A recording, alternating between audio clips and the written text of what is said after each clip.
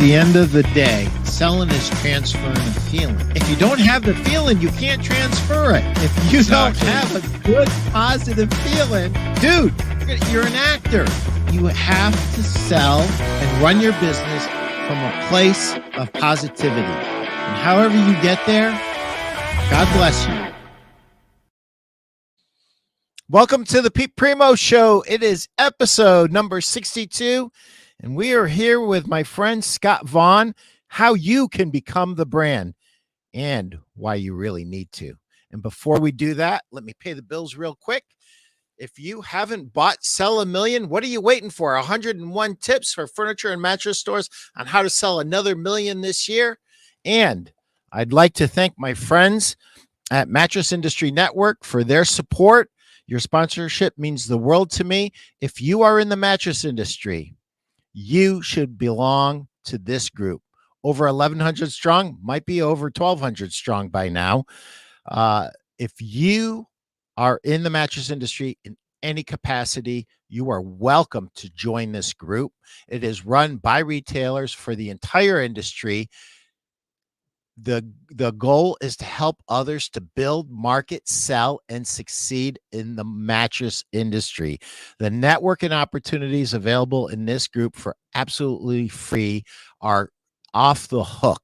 You have vice presidents of sales, of manufacturers. You have regional managers for mattress and furniture stores. You have owners of furniture and mattress stores. You have owners of manufacturers. So if you do not belong to the Mattress Industry Network, join today and tell them Pete sent you. Scott, welcome to the show. How are you today? Pete, how are you today? I'm good. I'm not fighting a cold like you. You're a trooper for showing up, man. I'm pumped, man. You should be. You Love should your be show. Pumped. Well, you should have let me pay the bills. I've got your book right here. I've got a couple copies because I bought one and you brought me one. Signed copy. Wanda got you one for Christmas a couple of years ago. Yeah, I remember that. Yeah, and then I think I'm going to throw it on eBay for $1 million. Start the bidding there and go from there. We'll see what happens. So, Scott, here's my $64,000 question. Did you become the brand on purpose, or did that happen by accident? It was a complete accident. I got in this business. I was in car sales. I was not very good at it. I was average at best. And anyway, I always had an entrepreneurial spirit. My boss was the brand for the car dealership. And he was on TV all the time. He was down doing that, Mike Smith. And great guy. And so when he knew I wanted to start my own business, and when I started it, he helped me in every way. I started an hour away from his car dealership in Murray, and he offered to come down, do an infomercial for me, a 15-minute infomercial, and then a 30-second ad. He did that for me. And I didn't want to be him, but I turned out doing my own branding. People saw it and liked it. And then a really good friend of mine I graduated high school with, Lisa Satterwhite, she said, your kids are really cute and people love kids.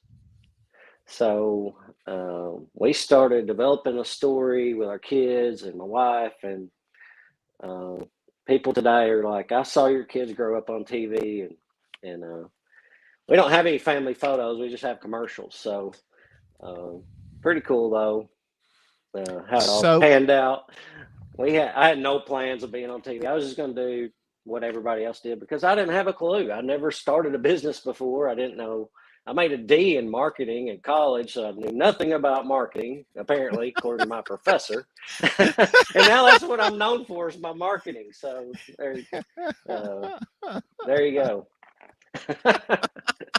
Well, you know why your professor was teaching marketing in college, right? Because he couldn't do it himself. Exactly. If he or she could have done it themselves, they'd be doing it, and they wouldn't be putzing around. Yeah. True. Most really good marketers will make in a week what a college professor makes in a year. So anyway, you know, one of the things that I never get over with you, Scott, is your humility and your warmth. And I think that really comes across in your advertising. And a lot of dealers, when I tell them, listen, you should do the voiceovers on your commercials, your radio commercials, you should be the face on your TV commercials, even if you don't think you're the best looking guy or gal, even if you don't like the way your voice sounds. Nobody likes the way their voice sounds. Everybody feels the same way about it. um, what would your advice be to If I can do it, anybody can do it. So I'm from the suburbs of Wingo, Kentucky, population 360, which means I grew up on a farm. I have the worst voice. I got totally made fun of in college, and that's at Western Kentucky University. So everybody talked country there too. But I was so bad, they made fun of me. So, and then look at this face. Good grief, the face of business. Um, them? so anyway, if I can do it, you can do it. You don't have to be anything. Just be genuine. there, Be there's genuine. Let people see you fail. there's one We of did blooper those. ads that are funnier than anything. So Yeah, there's one of those one-liners that Scott Tahaney was looking forward to. So there you go. You got your first one-liner what was that? from Scott, Chris. Oh, he made a comment on Facebook that, Oh, hey, I'm okay. looking forward to this show. I can't wait for Scott's one-liners because you just rip them off one after the we're other without even we're in thinking the about it. country, so in the country you hear and learn to deliver one-liners all the time. So, and I don't even So, know I'm doing it. I didn't even know I delivered one already. So, so when you started, you were in a mattress only store, and now you're a hybrid.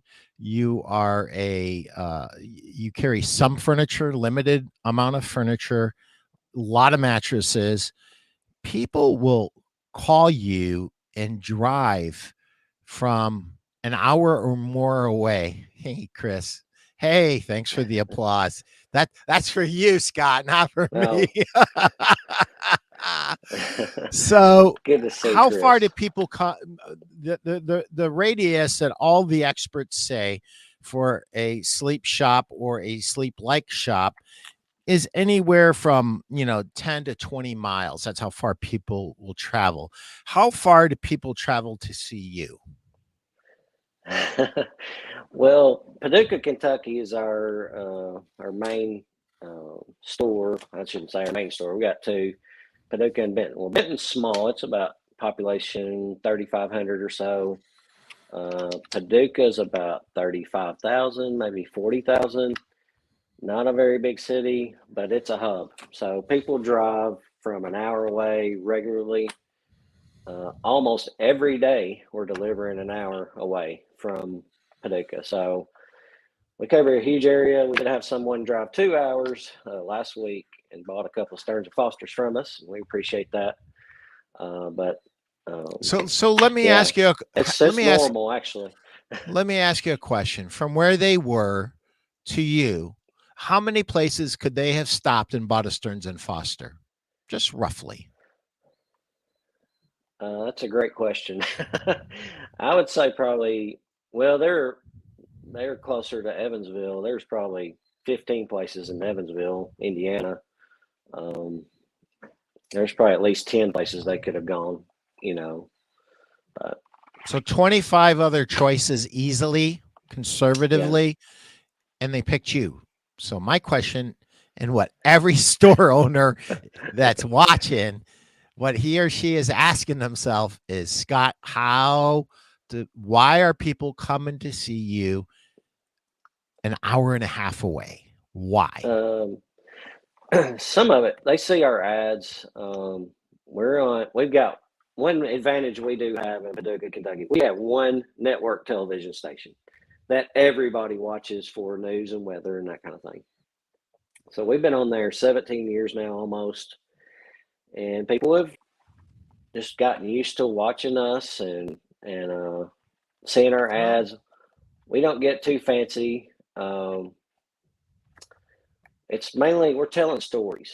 So, and that's what Mr. Smith, who I worked for a long time ago, he asked us, all the employees, what would you do with my ad budget, which is an insane budget he had. But I wrote a book. I mean, I wrote a book about, create a story and quit selling $2,000 off or interest-free financing or 1.9%. That's okay at times to do that, but tell a story, relate to people.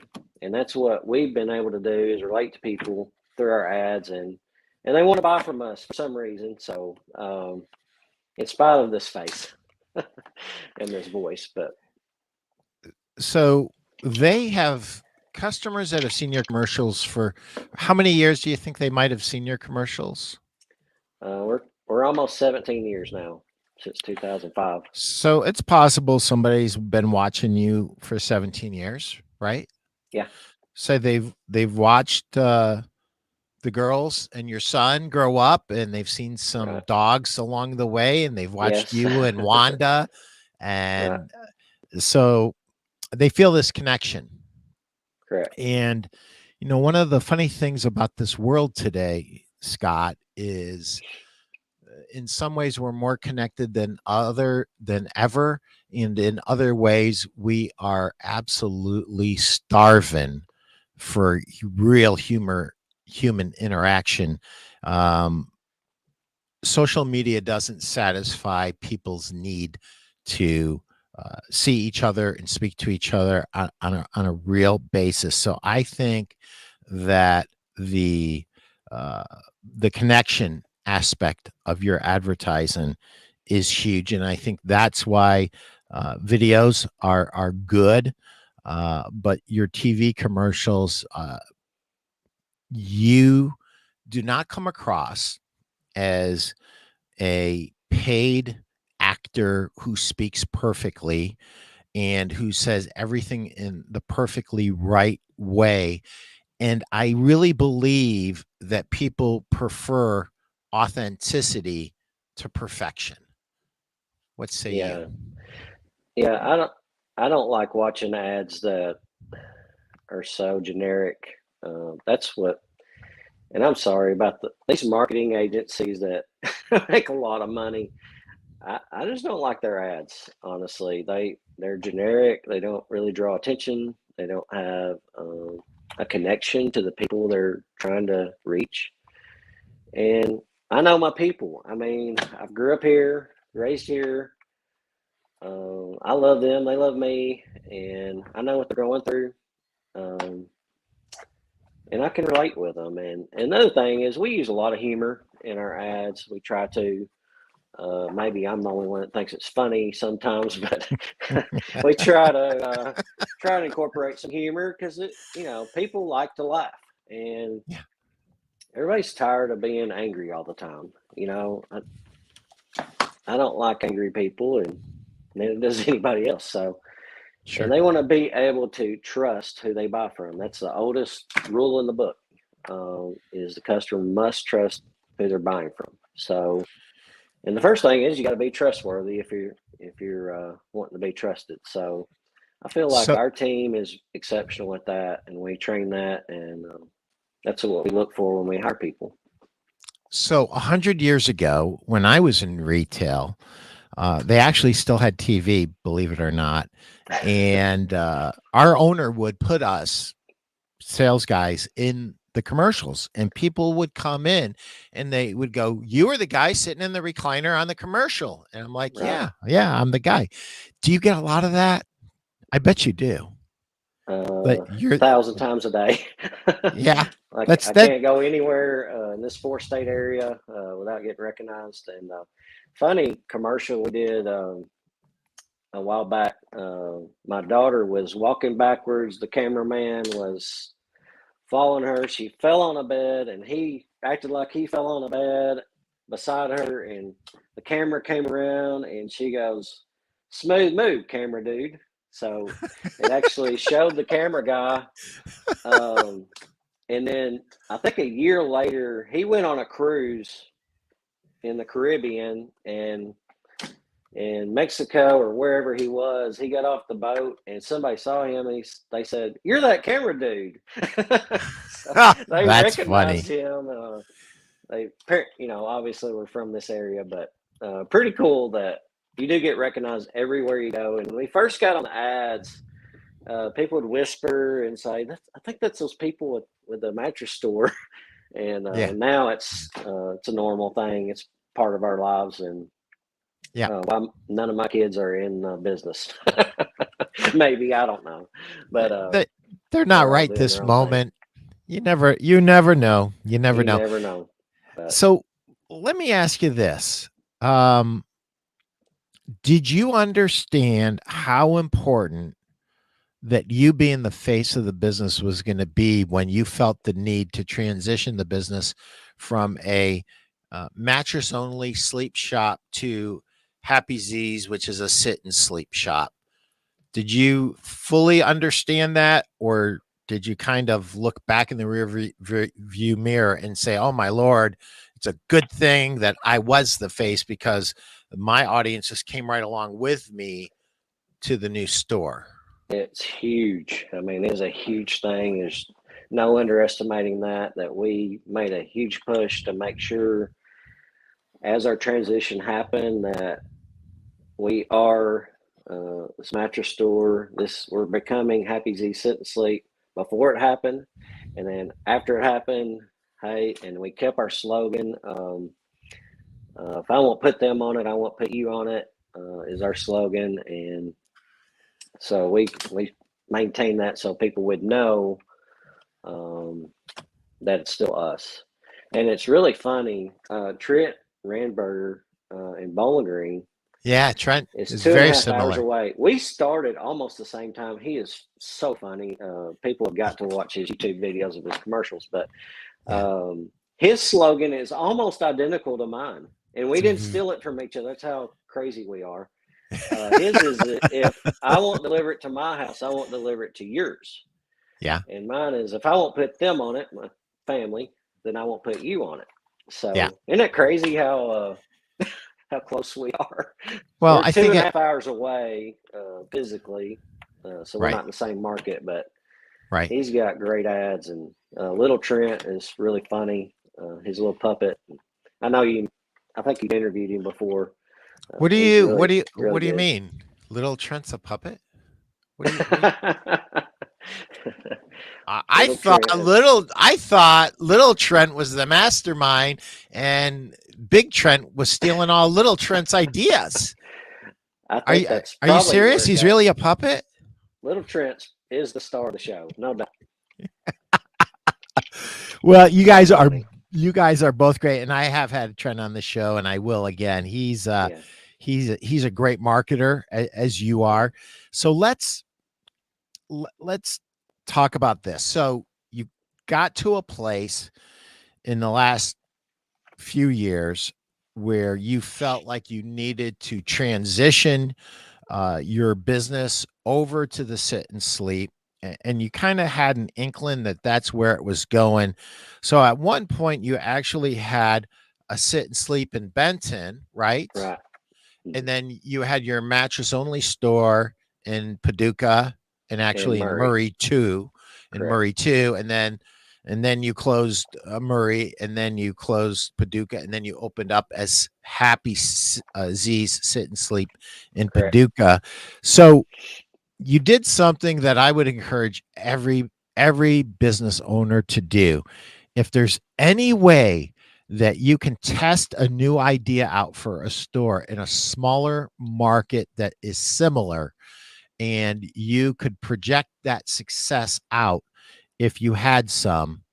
So, did you were you automatically successful in Benton, or did you need to tweak a few things in terms of assortment and that type of thing? We're constantly tweaking our floor. So the other thing is availability is very difficult. So what we're getting today, we ordered last year, and so we're constantly tweaking. We're figuring out what works, what doesn't work, what's selling good enough to keep it on the floor, because we don't have big showrooms. So we're getting down to less case goods and more reclining furniture, moves faster. Okay. So in our small market, it's a micro market. Benton is so small. It's where we live. It's a great place to live. And there's a lake here, huge lake, Kentucky Lake. So we get a lot of people, like the people that were 2 hours away, they were down at the lake. So a lot of people have lake homes from Chicago and a lot of places, Evansville and what have you. Sure. They'll come and shop from us. And then a lot of times they'll like what they got here, and we'll deliver it to where they live, So we've delivered. I just sold two to a guy in Florida. So we're having those white glove delivered in Florida. So that happens more than you think, oddly. Why do you think that happens? They like the service we offer, and one of the things I wrote down a few notes. Marketing, of course, gets them in the store, and then I think we've got to create an experience that's even better than our marketing. Well, you got to have a wow factor. That's in your book, by the way. I didn't know if you knew that, but it's in your book, Sell a Million. But I think there's a wow factor you got to create, and dirty window stores don't do that. And so I want to encourage anybody to get away from that model. Mr. Smith, again, I've brought him up several times, way more than I thought I would, but his advice to me is whoever puts on the best show wins. And so if you've got a dirty window store with mattresses stacked at the window or leaning against the window, you're just not going to sell as much, or you're not going to sell as high ticket. And you're going to look like a discounter that's going to sell $199 Kings. Well, that's cool. You can sell a lot of $199 Kings, but you're not going to make a very good living, and you're really doing a disservice to your customer. So I think Mr. Smith's advice of putting on the best show, so making sure the windows are clean, the bathrooms are clean. That's also in your book, Pete. Yeah. Sell a Million. Bathrooms are clean. There's music playing. It smells good in there. All of that plays into it. We sell to women, and they are picky about where they buy from. So if you don't have the beds clean, if you've got bugs on them, my wife has secret shopped at places and there are bugs on the bed, and her and her friends are like, the guy's like, "Hey, you try that when you lay on it." No, thank you. They're not going to lay on a dirty bed. So it's great to create an experience and keep everything clean. It's really a big deal. It is. We're competing against a lot of online competition, box stores, all that kind of thing. We've got to be really good at what we do, or we're not going to get the sales. And the other thing is make it easy for them to buy. I mean, you got to make it as easy as you can for them to buy, or they're going to buy it online. And a lot of times they're there on their phone shopping you while you're standing there. So I think we've got to create an experience that's even better than our marketing, and then we got to deliver that same experience. I love that. So good. There's a lot to unpack there. Create an experience better than the marketing is huge. I've always said it has to at least be on par, but I like what you said better, because that the delta, the difference between what the expectation is and what they see and what they feel and what they smell when they walk into the store, that's what creates the wow experience. And if that expectation is too high, no matter what you do, you probably can't live up to it. But it's a lot like when Wanda married me. She thought she was marrying somebody better than me, but she didn't get it. So it's been a downer for 28 years now. That I'm is so not true. That is so not true. Wanda adores you. Are you kidding me? Oh my gosh. Likewise. Uh, she's a Oh, saint for putting up with me, and I'm a dreamer, and she's a worker, and she has to do all this work based on what my dreams have come through, and we got a great business. It's been fun. well, one of the Saturday was a killer day. We had a record day Saturday, well, let's talk and about that. So, okay. I probably should have talked about that at the beginning. Why should you listen to Scott Vaughn? The reason you should listen to this man is he just had a record month in December. But then today's the last day of the month. If he sells nothing today, he has beaten December's record month. So 2 out of the last 3 months, he set records. So obviously what he's doing is working. But I'm going to embarrass you a little bit in a good way. That's not hard. No, I am, because, you had asked me to, next time we're at market, to make an introduction to Jeff Janakovo. And Yeah. Jeff is absolutely super successsul. And if I was opening a retail store, I would sit down with him before I did it and bounce my ideas off of him. But the other guy would be you. And it always amazes me that the person that really needs advice and needs ideas the most refuses any help. The person who's at the top of his game, you are seeking out expert help and advice. You wanted me and Chris to give you advice. We're not half as good as you. It's a compliment that you wanted our advice, and we love it. Yes, Brian, you're 100% right. And thank you for making that comment. Serve more to sell more. Absolutely. And so let me just take off on that, Brian, since you made that comment, and thank you. If you've ever heard the term servant leader, one of my college buddies, Trip Braden, you'll see him on LinkedIn, and he's always talking about servant leadership, and he's written all kinds of things about it. If you look up servant leadership, you'll see a picture of Scott Vaughn. He is the embodiment of it for his people, for his customers.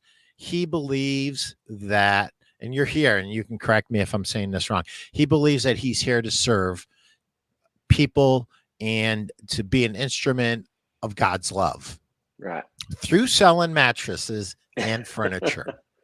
Is that true or not? It is true. And the first point you're talking about is being coachable.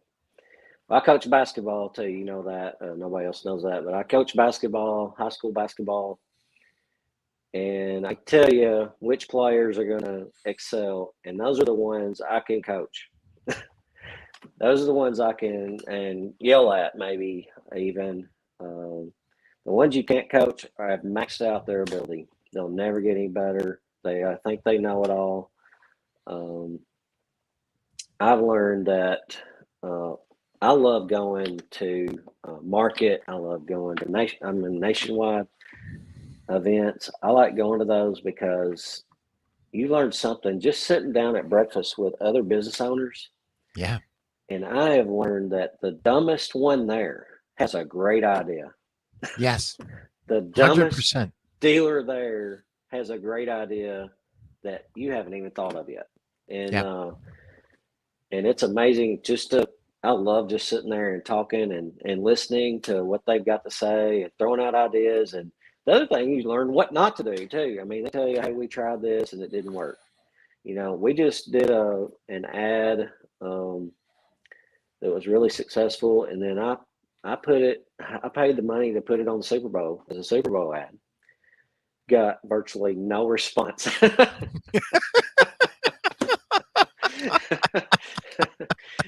But we've been running it about a month, And so we got a ton of, more response than I've ever got on an ad buy long shot. And it was a minute long, so I paid double with a 30-second ad. And played in the Super Bowl. I got really hardly any response at all. A lady in my Sunday school class yesterday said something about that's the second person I even heard from. Oh, Lord. Many $1,000 ad. So Well, anyway, you it's learn from failure, and you learn from other people's failure. And the other thing I wanted to one thing I thought of is I'm a pilot. So when I get a pilot book, guess where I turn to first?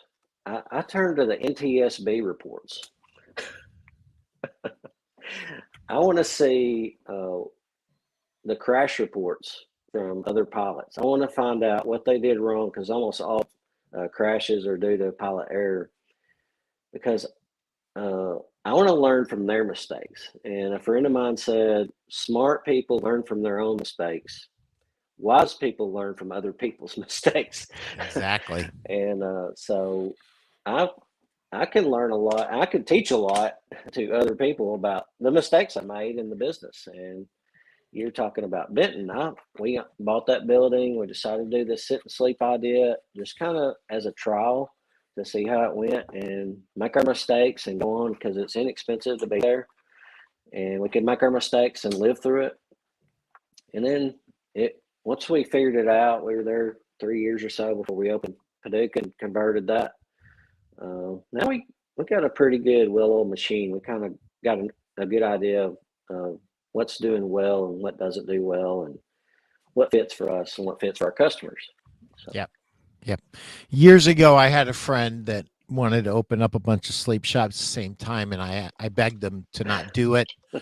I said, just please open up one, and he didn't listen to me, and he opened up 4 or 5, and he crashed and burned. And I just literally begged him, do not do this. Just open up one, tweak it, fine tune it. What you think is going to work isn't going to work, and some other things that you thought would not work will work, and it's going to take some time to figure it out the right way. And when it's just one store, it's really easy to navigate, right? It's easy to turn a smaller boat than a great big huge ship. So it's halftime. Scott, you're going to pick this. So I was going to do 63, tell a story, or I could pivot and do 98. Wow. What you want me to read? 98. Wow. Or tell a story number 63. Let's do 63. All right. Let's do 63. So here I go, guys. This will only take 1 or 2 minutes. Brian, I will get to that in a second. Thank you for your comment. Tell a story. Page number 95 for you at home who have my book. Storytelling is one of the oldest human rituals and is a strategy important to your market and efforts. Few business owners understand this, and those that do and use stories in their marketing will reap amazing results. Stories are an important element in connecting your message with your audience and getting them remembered. We humans process information much more efficiently when it's in the form of a story, and we're therefore much more likely to remember it. We quickly forget a dry recitation of the facts. Yet most marketing is just that. Fact after fact after fact. Buy this widget from us, it'll do this, that, and this. That doesn't stick. If you want your marketing to connect at the emotional level, if you want people to remember it, you need to turn your marketing messages into stories. Here are a few story starter ideas that you can use to connect with people. Stories about your life and why you started your business. Stories about your struggles and accomplishments. Customer success stories. That's huge. Customer success stories. If you aren't telling customer success stories, you're missing the boat. Teachable moment stories. customers that made a mistake that are coming to your store to correct the mistake they made just a year or two ago. And now they have to fix it, and you fix it for them the right way. Those are teachable moment stories, in my opinion. Remember, your goal is to connect and convey a message in a friendly and engaging way that will stick with the customer. That's my story, and I'm sticking to it, Scott. What say you? You got 17 years of experience selling on the retail floor. Tell me if that's all washed up, or what you liked, what you didn't like, and what you would encourage your fellow store owners to do.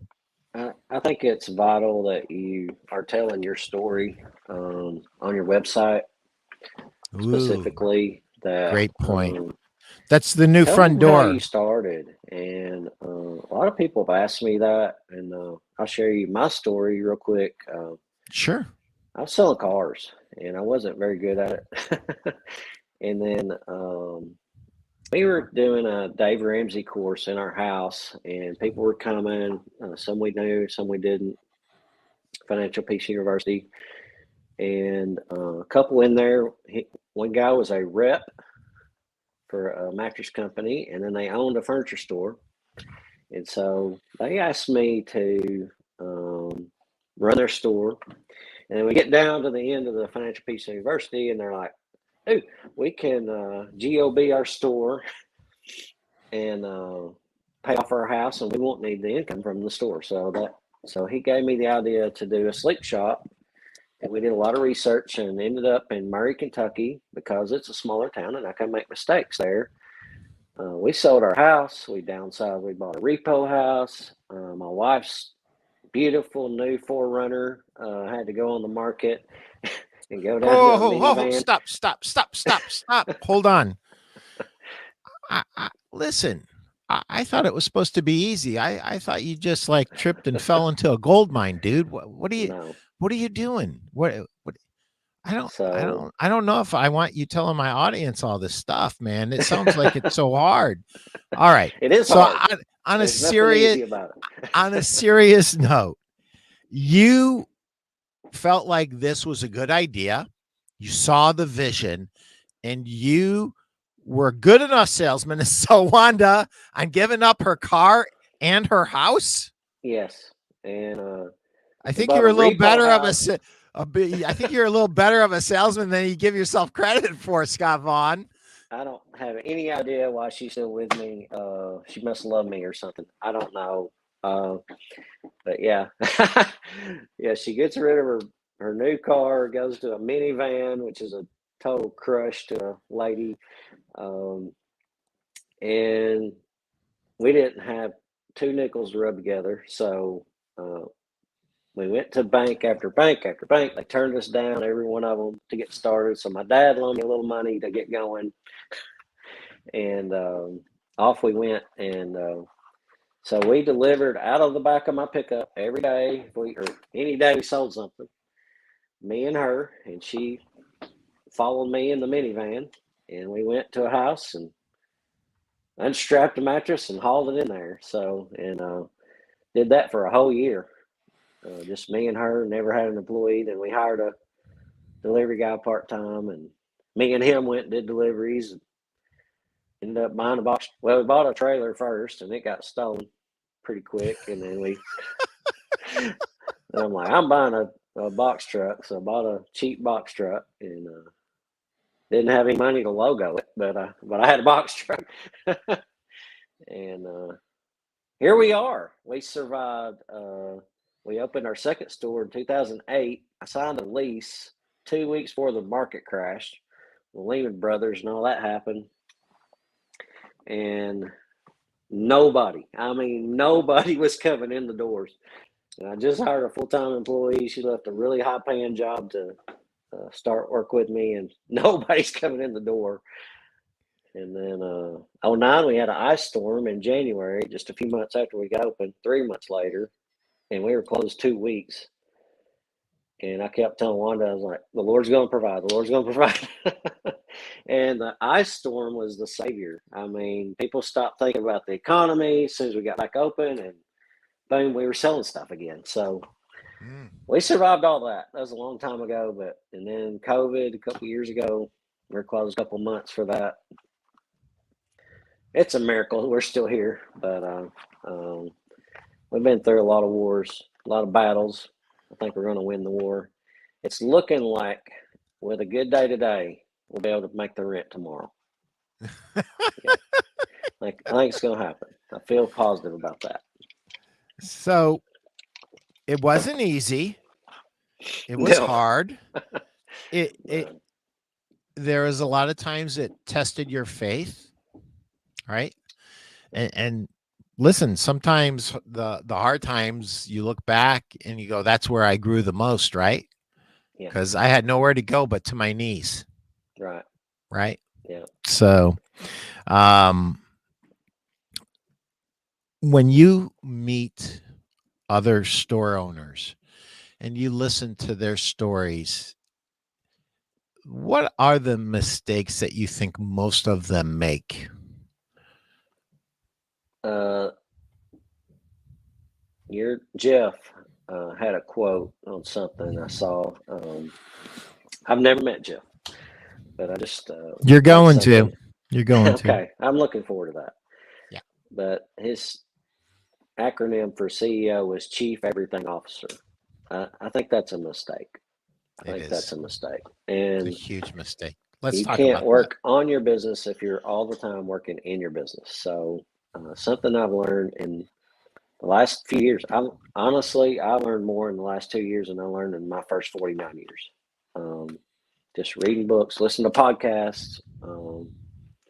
I had a couple major surgeries. I was out for a while, and I got a lot of free time to study that I've never had before. And I've learned how to systematize things and listen to podcasts that are teaching me things that I never thought of. And automobile university is very important. I think riding around in a car when I'm going to work, I can listen to shows like yours and learn a ton from people who know more than me. So. Well, that is, I guess there's two different pieces to this. When you are the chief everything officer, which means you get involved in every little minutia of your business, you get sucked into every drama that's going on. It's hard to create the space to work on your business. These surgeries actually created space for you forcibly. You were sitting in a bed and you could not go into the store. So your drive made you reach out for information. I hope you're okay with me sharing this. But I know that you have done business coaching. And one of the things that I constantly, anybody that listens to my show, I will talk about 3 things that you have to do to get and maintain your customers. And that is, you've got to get referrals, you've got to get testimonials, and you've got to get 5-star online reviews. But then bigger picture things that you have to do, you have to work on your business, not get sucked into every little bit of drama in your business. And then when possible, either do a marketing or a business mastermind and or coaching, business and or sales coaching. Somebody that's been there and has done it, maybe has more experience or more success. We always need to be a student. And after I was the worst interview in the world. It took me 2 years after I decided I wanted to get out of retail. I wanted to be in wholesale, but it took me 2 years of horrible interviews. And I finally landed my job, and I asked Jeff Allen at Serta. I said, Jeff, why did you hire me? And I thought, he hired me because, I was a 2-time All-American in college football. No. I was salesman of the year this many times at my store. No. I did this course and that course and the other. No. I won this award, did this, that. No. The reason he hired me is because I made this statement. I love to go to work every day so that I can learn. And I learn from the best salespeople on the floor, and I learn from the worst salespeople on the floor. And at a bare minimum, at least I'll see or hear something that I know that I don't want to say or do, and eliminate that from the possible tools in the tool chest. And that's why he hired me, because I was coachable. Yeah. So if you find yourself constantly being the smartest person in the world, in the room, I'm going to suggest this to you. You are in the wrong room. You That's right. need That's true. to get in a room where you're among the dumbest, and you just keep writing note after note after note, which I have done when I've been in masterminds and done business coaching as you have.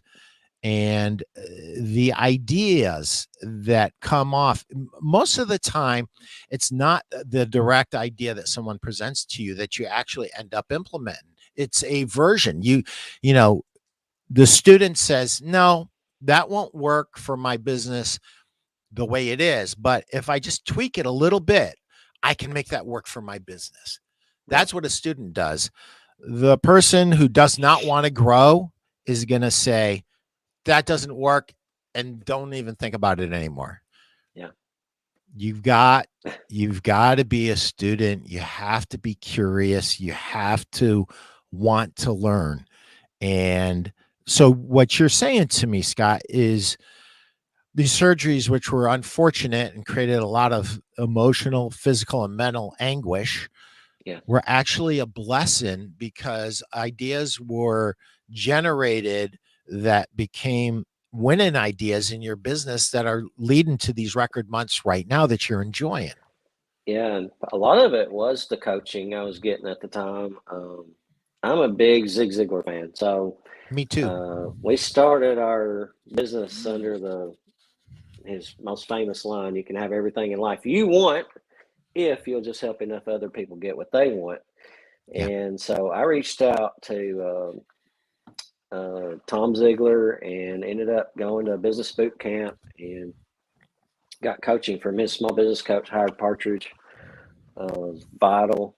Uh, Vital is, a lot of people would say it's expensive, but I made way more money than I paid out to Howard. But they really make you think about how you do business and why you do business, and how you can help people better than you are already, and how you can help more people than you are. And the more you help, uh, the more that you're going to receive from being able to help people. And he was vital. And the other thing, Bob Muckle is the best mattress trainer I've ever met by far.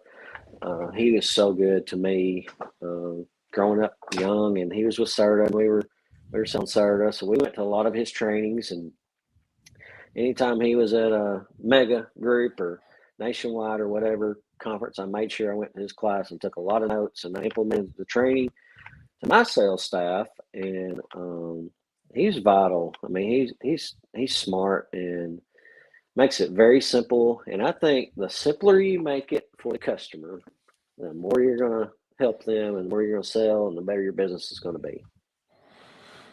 And the simpler you make it for your sales pros at retail too, right?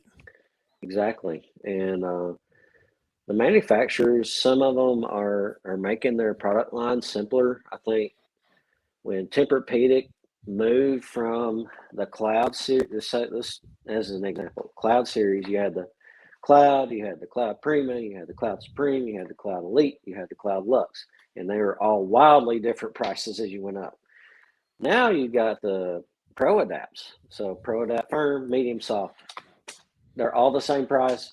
The RSA has nothing to explain about why one of them $700 more than the other, and they look exactly the same, just a different feel. So I think, like, for us, Tempur-Pedic did a great thing by making it simpler for the RSA, but the customer, they're already confused when they're there. Why would you make a product line that's so confusing and wildly different prices, and they look identical? You know, there's really not much more to a Cloud Supreme than a Cloud Elite, and they were $700 difference or something. It didn't make sense. No, as a matter of fact, the interesting thing about Tempur-Pedic, if you just go big perspective, for years and years, they had 3 mattresses, right? Right. And then they got really, really complicated, and they had overlap in product that did not feel better, did not look better, was not easily explainable by the rep or the sales pro to the consumer, who eventually we all answer to the end consumer, right? And Exactly. when they simplified it, it was the best move that they've ever made.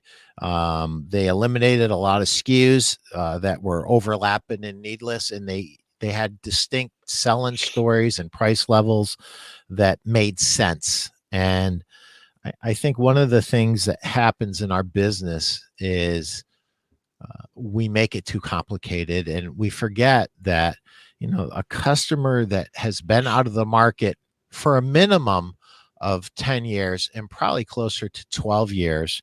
And we would love everybody to replace mattresses every 7 to 8 years, but I don't think that's the reality unless they bought a cheap bed from Amazon and they're getting rid of it a year later because it was a piece of junk.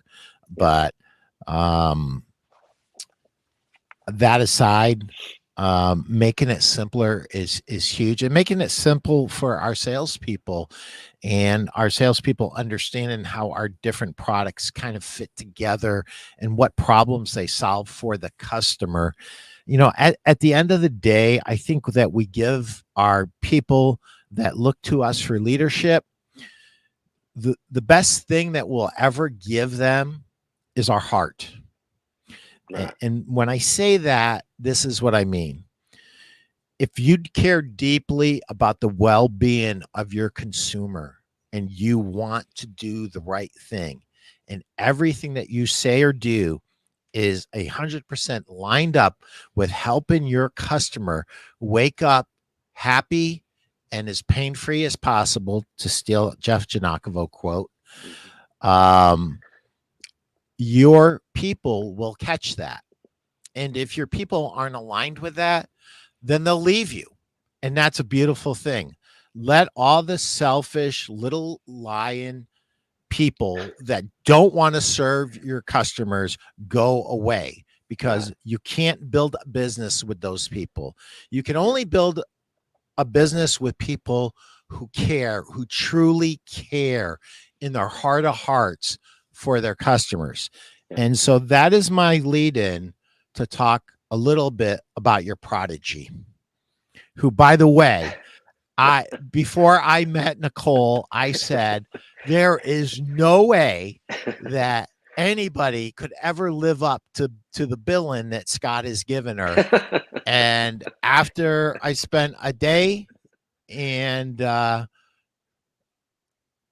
I couldn't believe it. I'm like, this is like 1 in a trillion. And I've always said this, and I say it all the time on my show: you attract what you are. At the end of the day, sooner or later, you attract what you are. And if nothing else, you end up with who you end up, because either you attracted the wrong person, and then you were unwilling to give them feedback, and you were unwilling to fire them.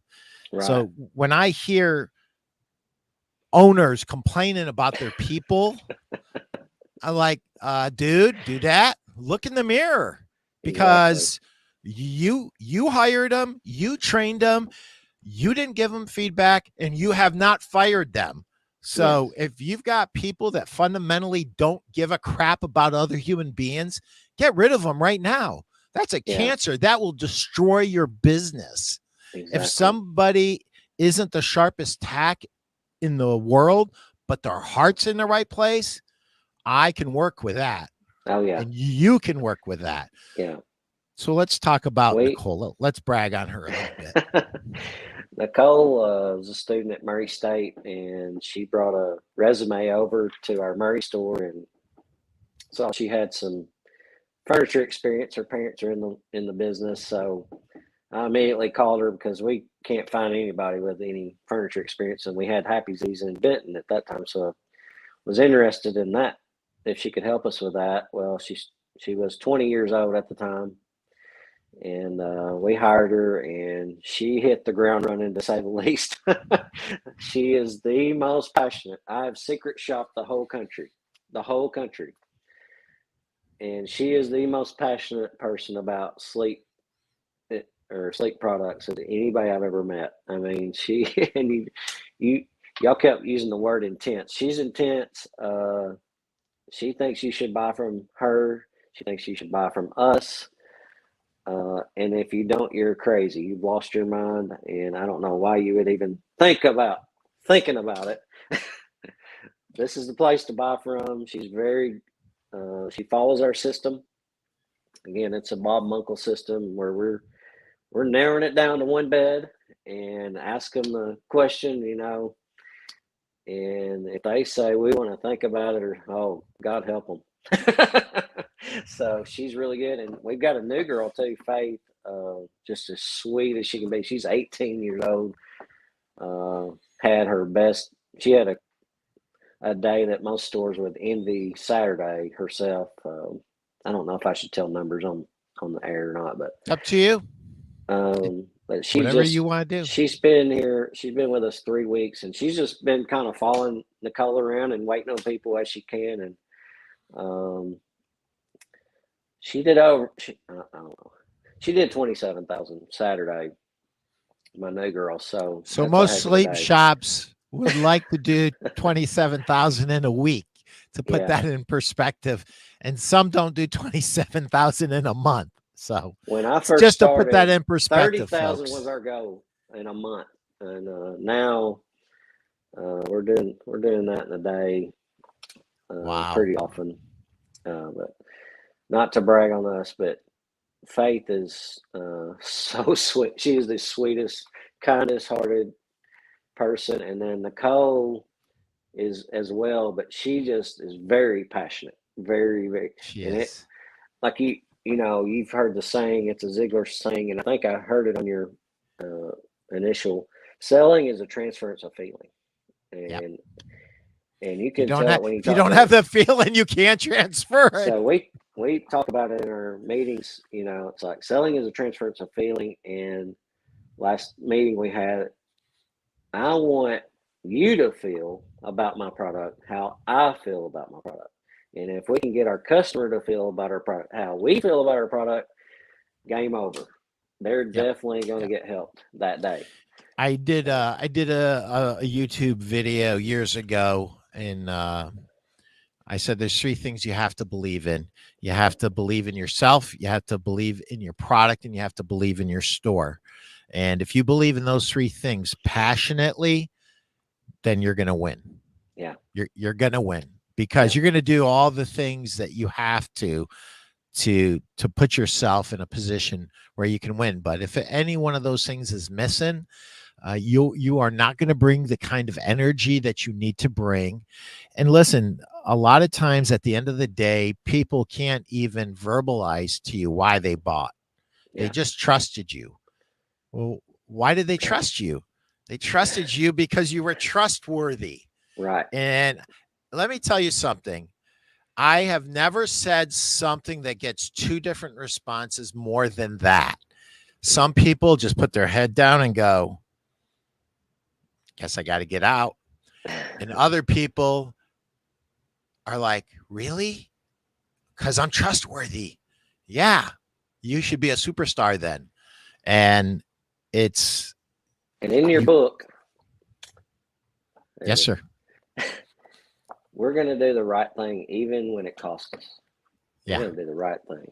And I think people will see that. They'll hear about it.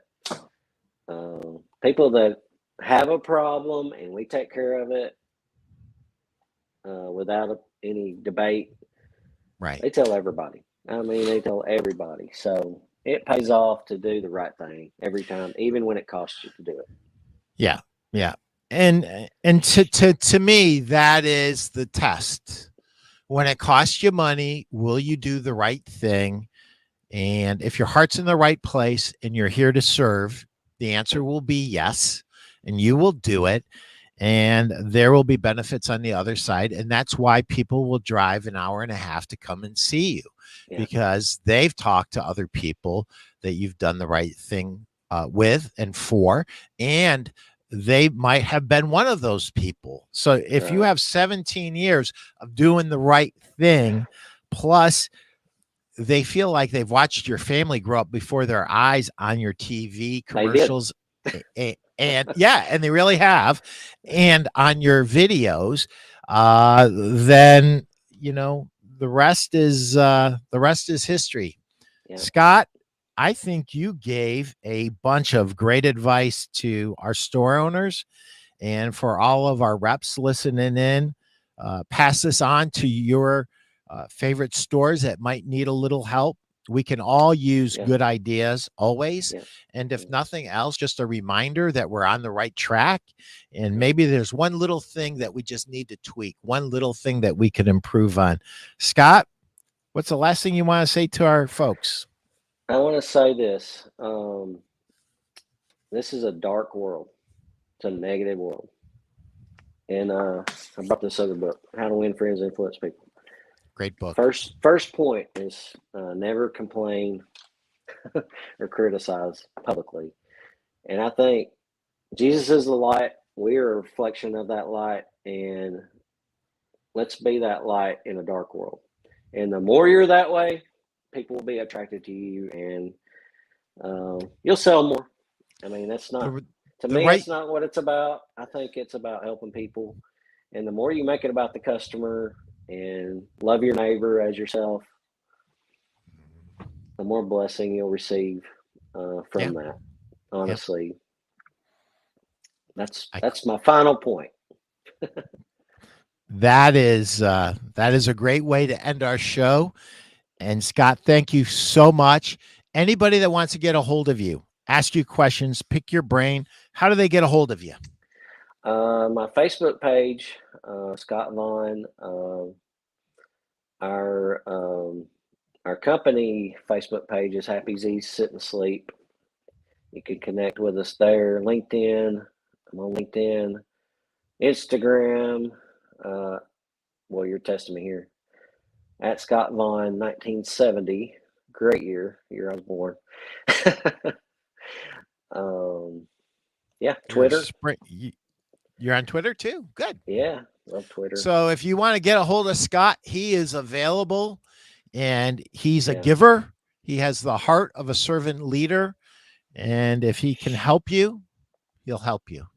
Yeah, I love going to stores and talking to business owners, and I love for people to come to my stores, and I always ask, what would you change? What do you see? Because we're in there every day, so I don't see the little stuff that needs changed. Sure. And I had somebody the other day, where's the lamps? I'm like, I don't have any lamps, so I ordered some lamps. But things like that, just, oblivious to me, that's obvious to somebody else, and so I love going to other stores. We love traveling. So if you want me to come to your store, that'd be great. I'd love to do that. Awesome. Scott, thank you so much. And with that, it's a wrap. Thank you. Thank you.